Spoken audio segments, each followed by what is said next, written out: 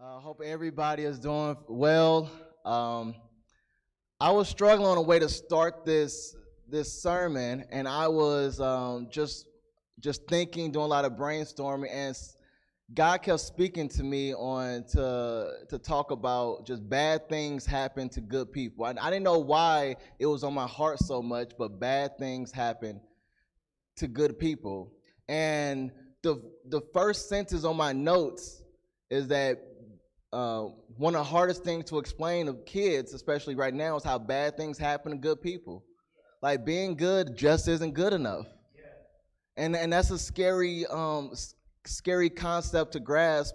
And I wrote down, being a good person doesn't stop you from cancer. And now I had that in my notes. And a few days ago, we lost Chadwick Boseman, Black Panther, to cancer. And I'm seeing all these videos and his speeches, and people talk how good of a person you is, and I'm like, cancer does not care about how good of a person you are. And that it doesn't care. Bad things happen to good people. You could be a good person and still get shot by the police. Jacob Blake. You could be a good person and get killed by the police. Breonna Taylor. You can be a good person and experience racism. You could be a good person and experience the death of a loved one. Just bad things happen to good people. And it's about how I remember growing up when I was a kid. My mother, she sat me down and talked to me about the idea of the concept of bad things happening to good people, because she noticed I was a good kid. And she was like, son, you're a good kid, you're nice, but bad things are going to happen to your life. That's the reality of it. And things that you don't deserve, it's just going to happen.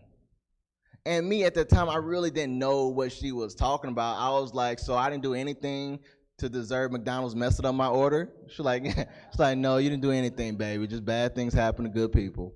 Now, I didn't know, but then when I was in college and I was walking on campus one day, I walked past a group of course, white people in a pickup truck. And I'm not saying that every white person in the pickup truck is racist, but I'm just saying every time I've been called the N-word, unfortunately, they've been driving a pickup truck. And that's what happened. I got called the N-word, and it threw me off guard. I was like, whoa. And it is what it is. There's nothing I can do about it. And I went, and I remember I told my friends, and they were hot. They're like, what, you didn't go cuss them out? You didn't go chase them down? Like, well, I didn't have enough gas. And they was like, well, what did you do? I said, nothing. Like, I mean, what am I supposed to do? But my response was unusual to them. And they didn't see that, like, to them that wasn't normal. And they was like ready to go. They're like, let's go, let's handle this. But I'm like, no, it's not, because you have to be mindful, especially nowadays, you have to be selfish with your energy. Selfish on what you give your energy to. You can't respond to every single bad thing somebody says. Are you going to be fighting every day of your life? You're going to be fighting 24/7, because people going to say bad things, people going to do bad things, and you just can't respond to every single thing. You can't respond to every single comment. You know who I'm talking to. You can't. Just ignore some of the comments. Well, it's just that bad things going to happen, stuff we cannot control. And my response was so unusual to them, and I want to talk today about unusual responses. Unusual, peculiar, different, strange. All those are synonyms to describe how we're different in the world. We're called as believers, as people of faith, we're called to respond differently than the world does. So it's usual to hate. It's unusual to love in the society we live in. It's usual to show bitterness. It's unusual to show forgiveness.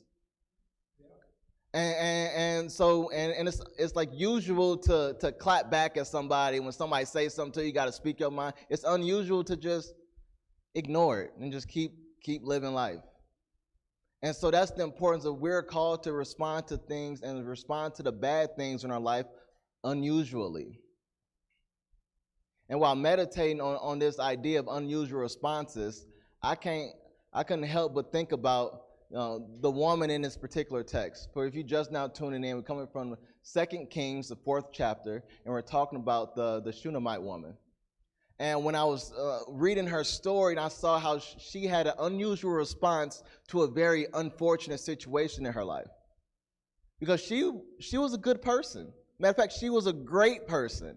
The Bible says the Bible described her as prominent, important, famous, well known. Like if she was living in today's time, she'll be a celebrity. She'll be all on social. She'll be a social media sensation. She'll been that person. Yet she was childless. Isn't that crazy? How you can experience so much success in the world and still not have what your heart truly desires? Yeah. You can have all the money. She has all the money. She's wealthy, but she doesn't have what she really wants. And that's why you have and they never really describe in the Bible why she's childless. They just mention her husband's old. They never mention anything about her. It's not like Sarah in the book of Genesis 18 when they said she was beyond her childbearing days.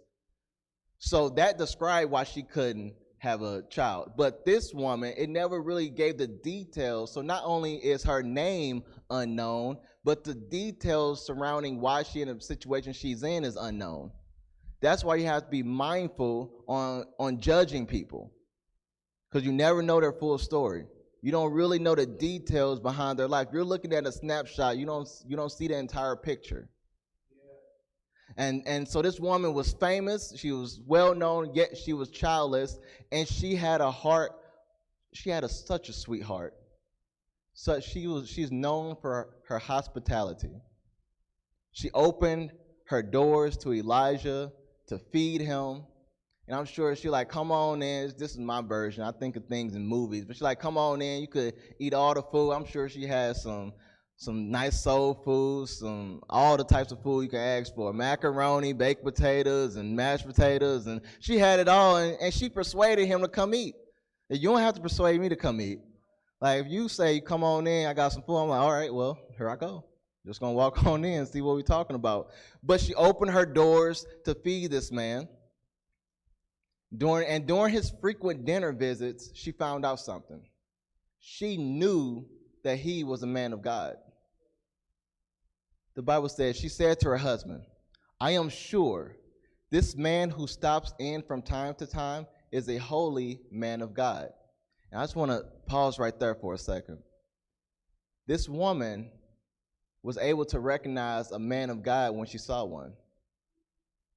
So after having I'm pretty sure when you're eating dinner, you're gonna have some type of conversation. So after some conversations with Elijah, she recognized a man of God. And to all the fellas, can you look in the mirror and ask yourself, are you a man of God? Are you a holy man of God? That should be a standard for every man. Can a woman look at you and be like, this is a holy man of God? And ladies, is that man you're entertaining? Is your husband? Can you look at them honestly and say, this is a holy man of God? She was able, I'm pretty sure you shouldn't have to tell people if you're a child of God or not.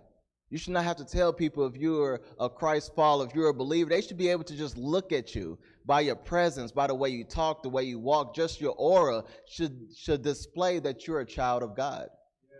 You shouldn't have to go around telling people. I remember when I first started doing comedy, I never got on, and I made a decision to never get on stage and just start like forcing, like telling people, hey, I'm a Christian, y'all should.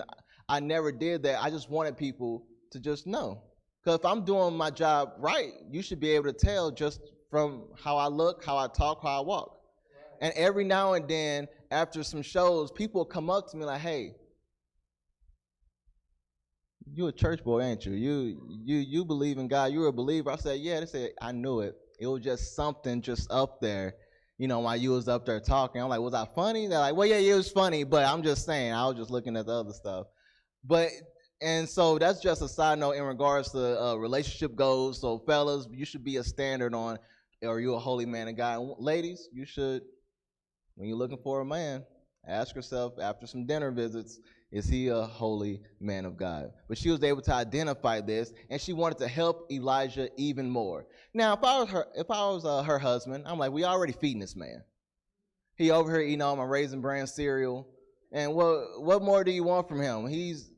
What more do you want to do? And it was on her heart to do something more. And she was like, okay, well, he's over here eating a lot, so why not make a room for him? Yeah. Make a room. Like it says, she said, let's build a small room for him on the roof and furnish it with a bed, a table, a chair, and a lamp. And she's rich, so I'm pretty sure it was like a sleep number bed. And it was like IKEA lamps and some smart bulbs. Like she was rich, so she built this man a room. It wasn't we have a spare room. She built a room. I never cared for somebody that much that I built a room for them. And that's how much she wanted to do. She recognized the man of God, and she wanted to do more for him and more help for him. So she had a room built for him, and they didn't have no space in the house. They built it on the roof. Yeah. So she made sure that her hospitality showed, and she didn't do it out of she wanted something in return. It was just in her heart to help him. The fact that she built her own room is just crazy to me. It's a crazy, just a funny thing to see, because I was just thinking about a time when I was in high school and during winter break, one of my friends stayed at our house for like 2 weeks. And I didn't care. We just played basketball, played video games. And then one day we was eating breakfast. My brother just looked at him, was like, "When are you going home? You over here eating our breakfast and all our food." And he was just so bothered after 2 weeks. So I can't imagine if I told my brother, "Hey, we're gonna make a room for him. We're gonna and he gonna stay with us for a few days." It was just, But that's how she didn't, and she did this in a society that was largely pagan. So she was able to not let society dictate on who she helped. And what happened to that idea? What happened to just helping people despite their background, helping people despite their sexual preference, helping people despite their skin color, just helping people despite where they are in the working class, rich, poor? It's just helping people. What happened to love? What happened to just throwing a helping hand? If you see somebody in need of help, you shouldn't be like, "Okay, well, are you Republican or Democrat before I help you?" No. That's just a human needing help. We're all humans. It's bothering me how we live in now. People are so hateful and don't want to help nobody. You can go so far in life just helping people. And if you're selfish, you're not, and you have dreams, you're not going to accomplish your dreams without help. Everybody needs help. She was a woman of great hospitality. And Elijah wanted to reward her. And I get it. I would too. If somebody made a room for me, if I say, okay, if somebody tell me, "Hey, you can stay here for a few days," I'm gonna make a pallet on the floor, or I'm gonna sleep on a couch, and they say, "No, we're gonna make a room for you." Now I feel like, okay, I have to do something. That was just too nice. I got to one up him. So he wanted to do something for her.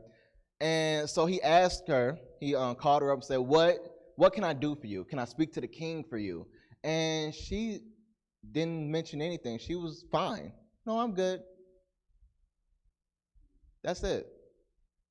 She didn't want nothing. She didn't do it for something. She just did it because it was on her heart to do. And I don't think I'm that mature to do that. If I know this person is a man of God, and I've heard of miracles and everything, and I know that I'm childless, I'll at least bring that up. But she didn't bring that up at all. And that stood out. The fact that she knew what her heart truly desired, and she has a man of God asking her, "What is it that I can do for you?" And she says nothing. She was content on how she was living with her life. She was content. Contentment is huge. If you get so caught up on what you don't have, you're going to miss out what you do have if you focus on everything that you don't have.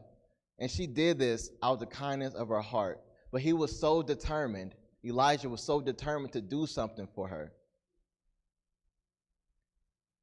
In verse 14, it says, later Elijah asked Gehazi, what can we do for her? I'm sure he was like, what can we do? We have to do something. Come on, help me out. We got to brainstorm. What can we do? And Gehazi replied, she doesn't have a son.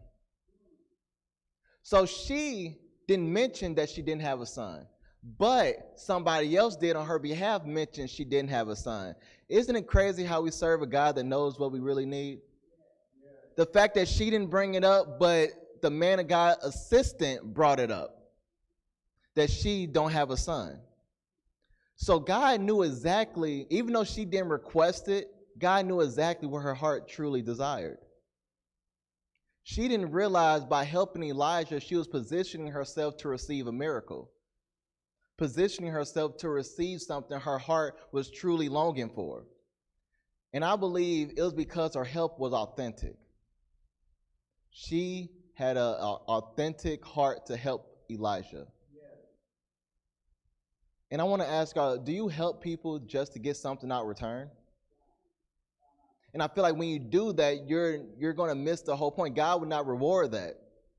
Are you helping your boss only because you want him to think about you for a promotion?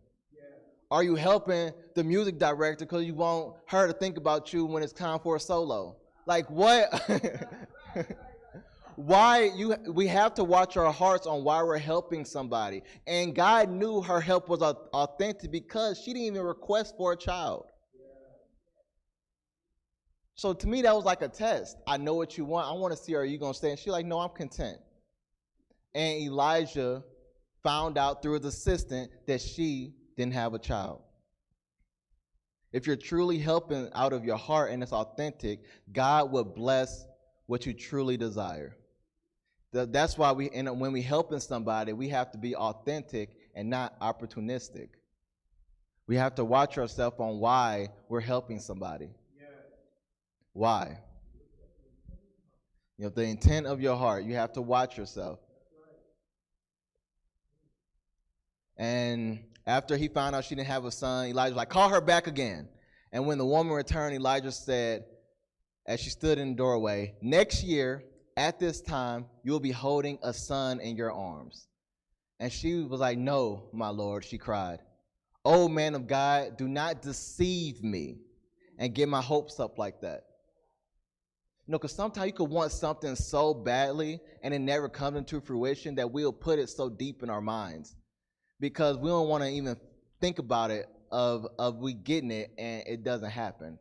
And that's what her. She didn't want to get her hopes up. I get that. Like if that was God coming to me and said, this time next year, I'm going to have a head full of hair. I'm going to be like, don't get my hopes up like that. You for real? Like, are you serious? Don't deceive me like that. Because that's what I want. I'm not bald by choice.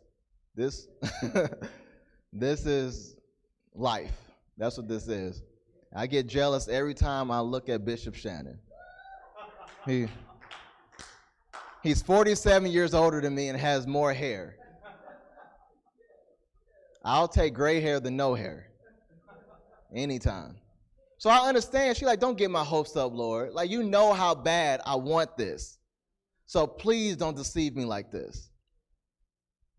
What dreams have you pushed back in your mind because it hasn't happened yet? And when God said, okay, it's time for it to come into fruition, you get scared because you're like, hey, don't get my hopes up like that. Yeah. But sure enough, she became pregnant. And at that time, the following year, she had a son, just like Elijah said. And if God gives you his word, God gives you his promise, you just have to believe it. It hasn't happened in 20 years, 30 years, but if God gives you his word, say you're going to go back to school and get a degree, and you I don't know how that's going to happen, and then just trust God. Next thing you know, you're walking down with your diploma, and you're like, nothing but God. I listened to his voice, and he was able to get me through and order my steps. This woman's hospitality led to a miracle. She opened her home to Elijah, fed him some delicious foods, probably some macaroons and sushi, and she made a room for him.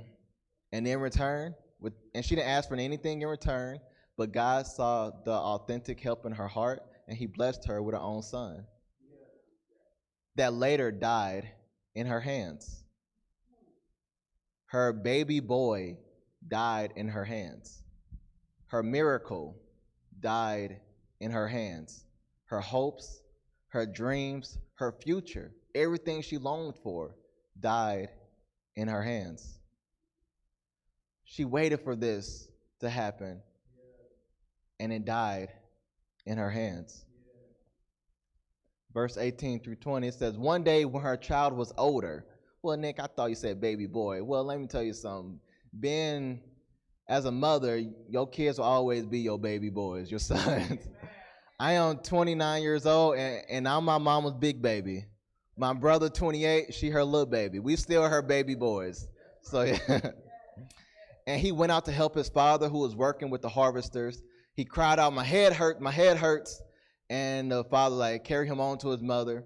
So the servant took him home, and his mother held him on her lap. But around noontime, he died in her hands. Then this woman had an unusual response, a strange response to this very unfortunate situation. It's sad that you waited for this to happen, and then your son just died in your hands. You'd think the next verse after reading that her son died, I thought I would have read a verse saying she wept, or she mourned, or she did she just cried out to God and was very upset with God, because I would have been upset. I would have been very furious. I don't know how I would have handled it. I cried watching episodes of This Is Us. I cried when Bing Bong died in Inside Out. That animation tore my heart up. I can't imagine my son that I longed for dying in my hands. So I would have cried, but she didn't cry. Even Jesus cried at the death of Lazarus. He wept, and she didn't weep at all. And that was so strange to me. That reaction. Don't you hate when somebody give you a reaction you didn't expect? It throws you off a little bit. That's like throwing somebody a surprise party and they not, all right. They're not surprised. You're like, oh, well, we did all this work. Okay, it makes you upset. And I was like, how come she not angry? How come she not frustrated or ready to just bury him and just get up so upset with God and go off on Elijah for blessing, getting her hopes up like that? But she didn't do any of that. Kids, that's like you waiting for your 16th birthday to get a car, and as a parent you get very excited to get my mom was very excited to buy me my first car, and I'm sure she would have been thrown off if she would have presented it to me and I just oh, that's cool, and just walked away. I'm pretty sure she would have got thrown off. Yeah, she probably would have slapped me. I slaved all day getting you this car, I put a big bow on it for you, and yet you just gonna say, that's cool, and walk away? No. But she didn't do, and so it's like the reaction, our unusual response to things will throw people off that don't quite understand why you respond the way you respond. She carried him up. She didn't cry. She carried him up and laid him on the bed of the man of God, and then shut the door and left him there. She carried him and placed him in the same room she built for Elijah. She basically carried what was dead in her hands and laid it down in the room of God. That's what she did. So what was dead in her hands, she brought it to God. And people what are you trying to prepare for when you're doing it? She was preparing herself for a miracle. What has in your life died and you feel like it needs to be resurrected? Have you brought that to God? You felt like your dreams, you just don't have, right now all this stuff going on, it's just fatigue. You don't have it. You feel like your dreams are dying, your hopes are dying. I'm telling you to lay those hopes, dreams, your future, lay all that stress down and lay it down in the room of God. Her dream died, her vision died, her future died in her hands, and she laid it down in the room, the same room she built for to house the man of God. And she sent a message to her husband: send one of the servants and donkeys so that I can hurry to the man of God and come right back. And that word stood out, hurry. We're going to face some situations in our life that make us run to God. Not walk to God, not jog, but flat out, she said, I got to hurry to God. What do you hurry to when times get hard? What do you rush to when trouble enters your life? Do you run to the drugs?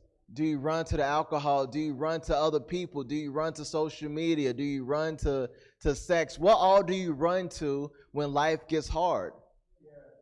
And she was like, I need to run to the man of God.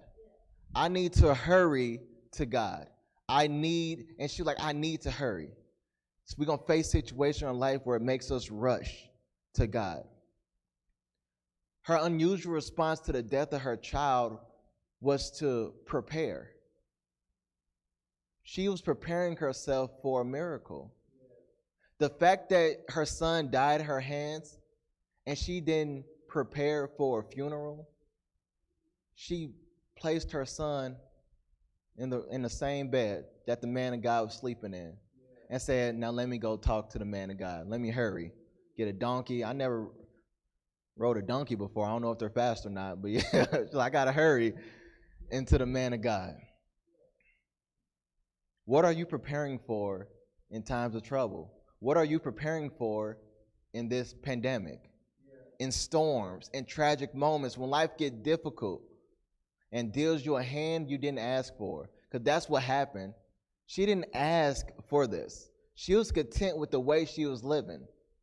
Yet, God blessed her with a child. And then the child died in her hand. So now her life is chaotic right now. She's like, okay, I need to run to God. I need to prepare for a miracle. So when life gets you, when life hits you hard, when life throws you a blow you did not expect, are you preparing for a defeat or are you preparing for a breakthrough? What are you preparing for when life gets hard? She would refuse to let this situation defeat her. She was like, okay, look, I'm going to go ahead, place him in a room of God, and I'm going to go talk to Elijah about this stuff. She was preparing herself for a miracle. What are you preparing for? Are you preparing for a funeral or are you preparing for a resurrection of something? What are you preparing for when life gets hard? And this pandemic really made people's life hard. And I want to ask you, what are you preparing for during this pandemic? Are you preparing for defeat? Are you going to let this 2020 defeat you? Or are you still expecting a breakthrough in 2020? She was preparing for a resurrection of something that died in her hands. And what caught me off guard too is that she didn't even tell her husband what happened.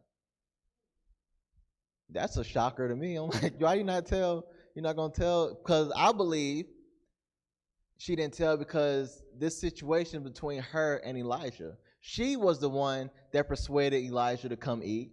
She was the one who had the idea, let's make a bed, let's make a room for him. She was the one that he called to prophesy over her life about a child. So I feel like some situations is just between you and God. You know, it's not with you and other people. Some stuff is just between you and God. And that's why when we respond to things unusually, some people won't understand, but it's like, hey, this is between me and God. This situation happened in my life. Yes, a bad thing happened, but I'm going to respond this way because I know what God showed me and what God told me. And even though this happened in my life, God told me he's going to be there with me. Even though this happened in my life, he said he's always going to be there for me. He's going to order my steps and get me. He's going to walk side by side, hand in hand through this situation. Because bad things are going to happen in our life. And when people see that, they be like, oh man, why are you still believing in God when he took this from you and then this happened? Because God is still with me. If God is for me, who is against me? And that's what you have to understand. Some situations between you and God, your relationship, your faith it's a personal relationship with you and God. She was the one that recognized Elijah was a holy man of God. So obviously there's a connection between her and Elijah. There's a connection there.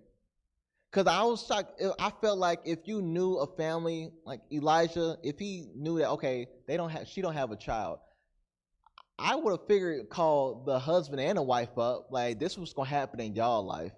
But no, he said this is what happened. He called her up and like, hey, we have something going on. It's a connection here, and I'm gonna let you know, because when you recognize God and His presence in your life, and you develop a personal connection with God, He'll reveal to things that other people won't see. And she said, and she didn't tell him, even though she knew what she was preparing for. And so when she told her husband, send one of the servants and a donkey so that I can hurry up to the man of God and come right back, he just asked, why go today? It's neither like a festival, it's no Sabbath. Like, why you want to go? I'm pretty sure if she would have told him the truth, he would have flipped out. And it would have threw her off, because she had her mindset, I'm preparing for a miracle. I don't need, because I'm pretty sure if my wife came up to me about our kid just died, I'm like, wait a second, whoa. Why are you trying to go? What are you preparing for? We got to prepare for a funeral. And so it's like the connection won't understand, like, hey, I know what it looks like, but I know what it's not. You may think, okay, our child has died, it's time to prepare for a funeral, but I'm saying me and Elijah has a connection. He revealed to me that I wasn't gonna get my hopes up. He revealed to me that God was gonna bless me with a child. So even though our child is dead, I'm going to go to him and expect and prepare for a resurrection. And I'm pretty sure her husband probably wouldn't have got that, because he didn't have that connection with Elijah. He didn't have that connection with the man of God like his wife did. So I'm pretty, don't tell him. Just say, she just said, everything is fine. She said, it will be all right. Her child just passed away. In her arms. Like, that's in arms. It wasn't like it was a car accident or anything. No, it's died as you holding your baby boy, and their life just get taken. And she just, it's okay. Everything is going to be all right. That's very strange. Very an unusual response to the death of a child. She just said, it will be all right. You can translate that. People say, it's okay. Everything is fine. All those mean the same thing, that God got this. That's what all that ties to. Everything is fine. In the midst of tragedy, in the midst of trouble, storms, everything is fine. And everything is going to be okay. How can everything be okay when you're facing a storm like this? How can everything be okay when life knocks you down like this, hits you so unexpectedly of losing a child, losing a loved one, losing somebody that you prayed for? How can everything be okay? You might not understand it, but just know everything is going to be all right. Today, everybody's confused on the pandemic and all the stuff going on, and the political race. It's just so much, and homeschool, so much going on. You like it, and just saying everything is going to be okay. Just align yourself with God. Develop that connection with God, like the woman did with Elijah. Develop that connection with God, and everything is going to be all right. Her child. She's a mother that just lost a child, and she had the courage to say everything is going to be all right. It's unusual to respond that way. It's unusual to lose a spouse and say everything is fine and everything is going to be straight. It's unusual to lose your fiance and say everything is going to be okay. Everything is going to be fine.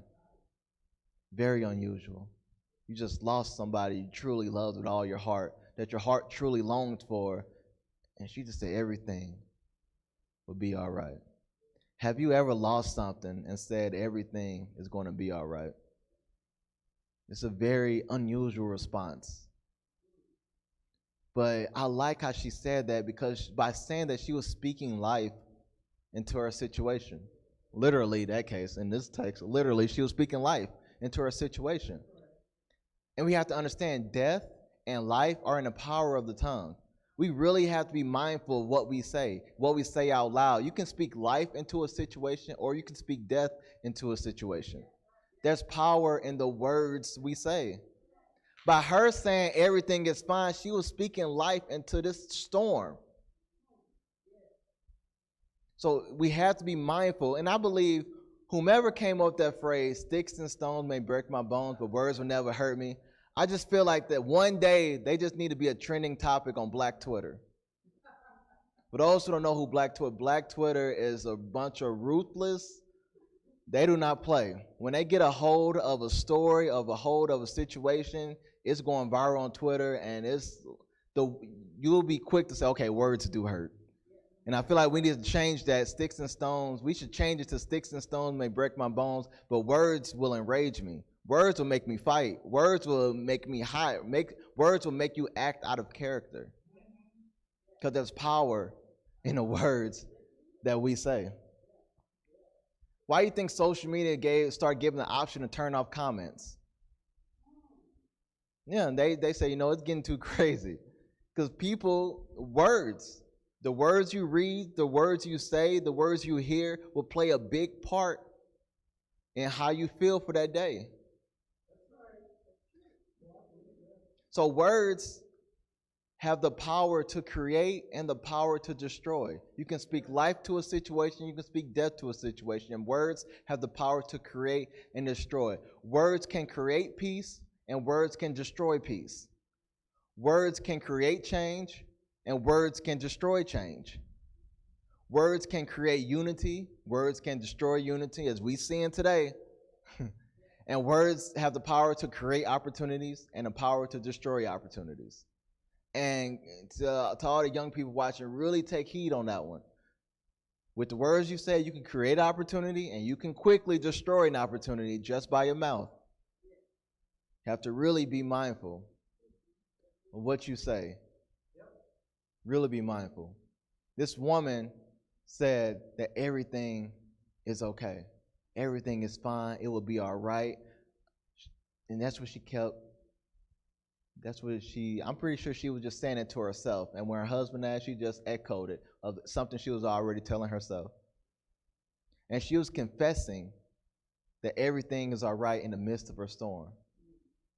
And I want to ask y'all, especially everybody in the chat, I want y'all to write in the chat, what are you confessing during this pandemic? What are you confessing when life hits you in an unexpected way? What are you confessing when a loved one passed away? What are you confessing when you lose your job, when you get knocked down? What are you confessing? Are you confessing that all is well? Are you confessing that everything is all right? Are you confessing that everything is okay?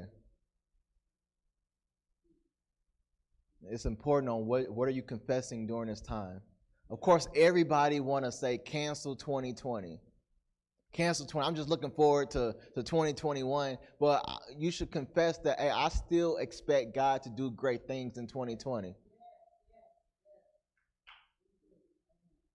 We still got, 4 months, well, a little under 4, almost 3 months of the year. You don't know what can happen in these 3 months. That's why you have to be mindful of what you're confessing to during this time. What are you telling yourself? Are you saying that everything is fine? Are you saying that I still expect a miracle? I still expect a breakthrough. Yeah, these 8 months, and I'm pretty sure just like the woman, years past she didn't have a child, and out of nowhere, one interaction with a man of God and helping him, her situation changed just like that. She was able to have a child of her own. So you don't know what can happen next week. You don't know what can happen 2 weeks from now. When you develop that connection with God, you don't know, just like that, your situation can change. And you can be like, okay, 2020 was the best year ever, huh? I didn't expect that. You never know. This woman was confessing that everything is fine. Well, Pastor Nick, I'm not going to confess these things when that's not how I truly feel. But I just want to say, speaking life into your situation doesn't mean you have to hide how you truly feel. To me, you just have to be selective on who knows. That's all. Some grief is too painful to share with others. And So when her husband asked what was up, she said everything is fine. And as she was rushing to Elijah, she ran into his assistant, and he said, "What's going on?" She said everything is fine. But when she got to Elijah, she really let him have it. She really expressed herself, and that's what it is. She was selective on who she vented to. That's what I wanted. That's what I should say. You should be selective on who you vent to. You know, you just lost your job, and the first thing you do is run to social media and make a nice long status about it. And that's how you vent. And then you get upset at some of the comments. Like one of the funniest things I like is when, especially couples, you know, when they break up and somebody write a long status on Facebook, and then the comments start going. I knew y'all wasn't together, and they just start going back and forth. And then you say, y'all don't have to comment y'all look comments. Well, you didn't have to say it. Once you open it up to the book, it's fair game. Everybody's getting it. So I'm pretty sure if you just be selective on who you vent to, then you will be able to filter out the responses you want. So when she saw Elijah, she said, it's funny because I don't know how I want to read this, because I can see she's mad. But I don't know. She was like, "Did I ask for a son, my Lord? No. And didn't I say, don't deceive me and get my hopes up?" So to me, she was mad. Because before, when he first told her in the beginning of the text, hey, she said, "Don't get my hopes up like that." You know? And that's like me. Like, if he blessed me with hair, like Bishop Shannon, and then one day it's gone, I'm like, "No, you didn't have to do that to me." Like, I was enjoying it. You just gonna give it to me for a little bit? Cause it's like, you know, would you rather, you know, it's like that when people say, would you rather don't experience love at all, or experience love and lose it? It's a tough one. I don't really, like, I say I would rather have it than lose it, but then it's like that pain. You just don't want to have it at all. And that's probably how she felt. You know, she was living a good life with no son. Even though she was so content on living life without a son. So I'm pretty sure her spirits are more broken, the fact that she experienced motherhood and experienced the love of having a son, and then the son was taken away. So she was really hot, really upset. She's like, "Don't get my hopes up like that.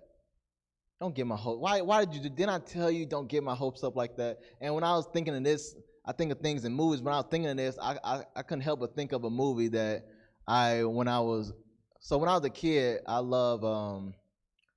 I stayed over, when I used to stay over at my grandmother's house, Sugar. We used to, I was probably the youngest kid watching Rambo. I loved Rambo. It was just, I didn't understand what he was saying, but I enjoyed the movies. And then I watched Beverly Hills Cops a lot with Eddie Murphy. I was like, oh, and then I wanted to watch more Eddie Murphy movies, and I came across Harlem's Night. And she was like, "You can't watch that. You're too young." And then as I got older, I couldn't wait to watch it. And I watched it, and I was like, okay, I see what she was talking about. But I couldn't help but think of that scene. I mean, if y'all remember the movie, the scene between Benny and Vera when she was hungry. And she asked Benny, she said, "Hey, I want some hash and eggs. You have some hash?" And he said, "Yeah, I got some hash. Make you some hash too." And she went into the cabinet, and there was no hash. And she was like, "It's no hash, it's just tuna." He said, "Well, make tuna then." And she was upset because she was like, "I got my hopes up. I got my mouth ready for some hash and eggs. Ain't no hash." Like, she was very upset because her hopes was up. False hope, the pain of false hope is real. The fact, like, don't get my hopes up like that. She was like, come on. I was expecting, people really get mad when they expect a certain meal and they get there and the meal isn't it. Like, oh, you should have told me. I mean, I still would have came, but I had my heart fixed on some hash and eggs. That's all. And that's where she was. Like, her hopes was up. She got excited that she finally got something that her heart truly desired, and it got taken from her. And I'm sure this woman would have rather continue living life without a son than to experience having a son and then losing her son. The pain. False hope. it was an unusual response to what she was doing. But because of her connection with the man of God and her connection and her pleasing God just by having a nice heart of helping a man of his, she was able to experience what her heart truly desired.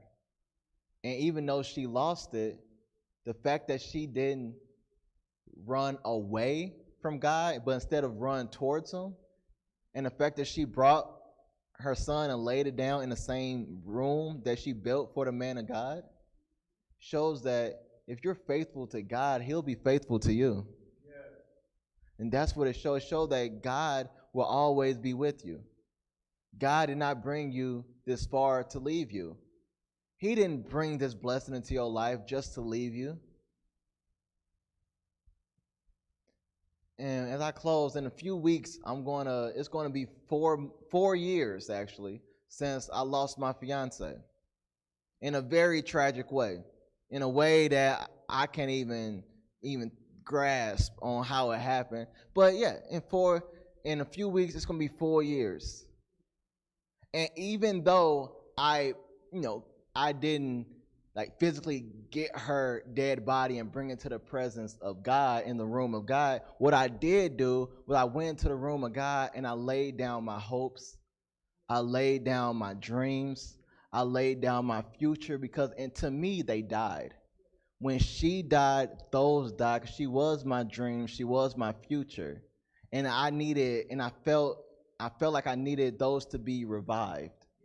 I felt like those needed to be resurrected in order for me to continue walking, continue life.